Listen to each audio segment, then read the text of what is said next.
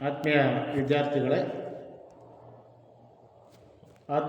ವಿದ್ಯಾರ್ಥಿಗಳೇ, ನನ್ನ ಹೆಸರು ಕಿಟ್ಟಪ್ಪ, ಸಮಾಜಶಾಸ್ತ್ರದ ಸಹ ಪ್ರಾಧ್ಯಾಪಕರು, government first grade college, Gandhipura, Haveri. ಇವತ್ತಿನ ತರಗತಿಯಲ್ಲಿ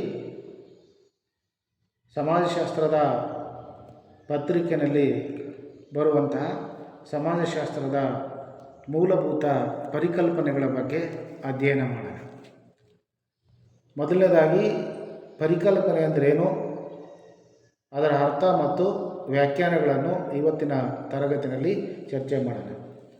ಪ್ರತಿಯೊಂದು ವಿಜ್ಞಾನಕ್ಕೂ ತನ್ನದೇ ಆದಂಥ ಮೂಲಭೂತ ಪರಿಕಲ್ಪನೆಗಳಿರ್ತವೆ.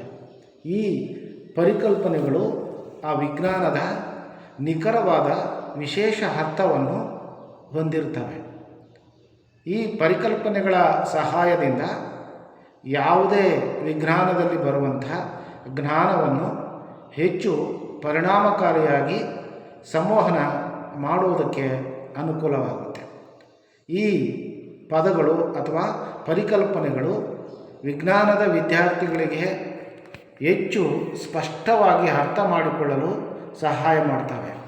ಅದೇ ರೀತಿ ಸಮಾಜಶಾಸ್ತ್ರದ ವಿದ್ಯಾರ್ಥಿಗಳಾದಂಥ ನೀವುಗಳು ಸಹ ಸಮಾಜಶಾಸ್ತ್ರದಲ್ಲಿ ಬರುವಂಥ ಮೂಲಭೂತ ಪದಗಳನ್ನು ಅರ್ಥ ಮಾಡಿಕೊಳ್ಳುವ ಬಗ್ಗೆ ಸ್ಪಷ್ಟ ಮತ್ತು ಸರಿಯಾದಂಥ ದೃಷ್ಟಿಯನ್ನು ಹೊಂದಿರಬೇಕಾಗುತ್ತೆ.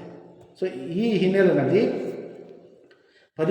ಪರಿಕಲ್ಪನಾ ಜ್ಞಾನದ ಅನುಪಸ್ಥಿತಿನಲ್ಲಿ ಅಥವಾ ಪರಿಕಲ್ಪನೆಗಳ ಅರ್ಥ ಮಾಡಿಕೊಳ್ಳದೆ ಯಾವುದೇ ವಿಜ್ಞಾನ ಅಥವಾ ಯಾವುದೇ ಅಧ್ಯಯನದ ವಸ್ತುವನ್ನು ನಾವು ಸ್ಪಷ್ಟವಾಗಿ ಅರ್ಥ ಮಾಡಿಕೊಳ್ಳೋದಕ್ಕೆ ಕಷ್ಟವಾಗುತ್ತೆ.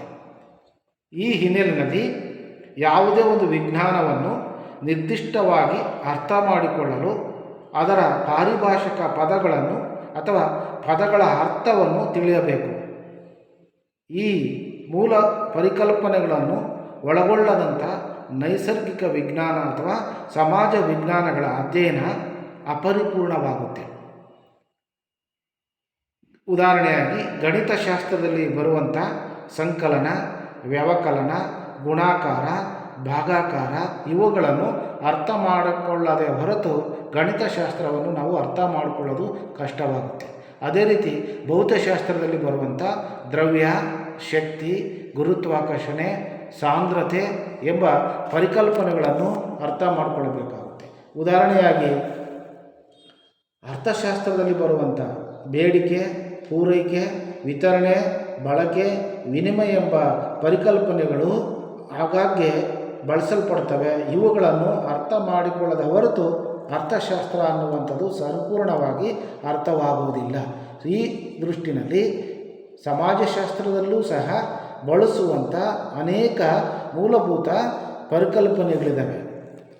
ಇದರಲ್ಲಿ ನೋಡೋದಾದರೆ ಸಮಾಜ, ಸಂಘಗಳು, ಸಾಮಾಜಿಕ ಗುಂಪುಗಳು, ಸಾಮಾಜಿಕ ನಿಯಂತ್ರಣ, ಸೋಷಲೈಸೇಷನ್ ಅಥವಾ ಸಾಮಾಜೀಕರಣ, ಸೋಷಿಯಲ್ ಸ್ಟೇಟಸ್ ಆ್ಯಂಡ್ ರೋಲ್, ಸ್ಥಾನಮಾನ ಮತ್ತು ಪಾತ್ರ, ಕಮ್ಯುನಿಟಿ, ಸಂಸ್ಥೆಗಳು, ಸಾಮಾಜಿಕ ರಚನೆ, ಕಲ್ಚರ್ ಅಥವಾ ಸಂಸ್ಕೃತಿ ಇತ್ಯಾದಿ ಮೂಲಭೂತ ಪರಿಕಲ್ಪನೆಗಳನ್ನು ಸಮಾಜಶಾಸ್ತ್ರದಲ್ಲೂ ಸಹ ಬಳಸಲಾಗ್ತಾ ಇದೆ. ಈ ಪರಿಕಲ್ಪನೆಗಳನ್ನು ಅರ್ಥ ಮಾಡಿಕೊಳ್ಳದ ಹೊರತು ಸಮಾಜಶಾಸ್ತ್ರದ ಅಧ್ಯಯನ ಪರಿಪೂರ್ಣವಾಗುವುದಿಲ್ಲ.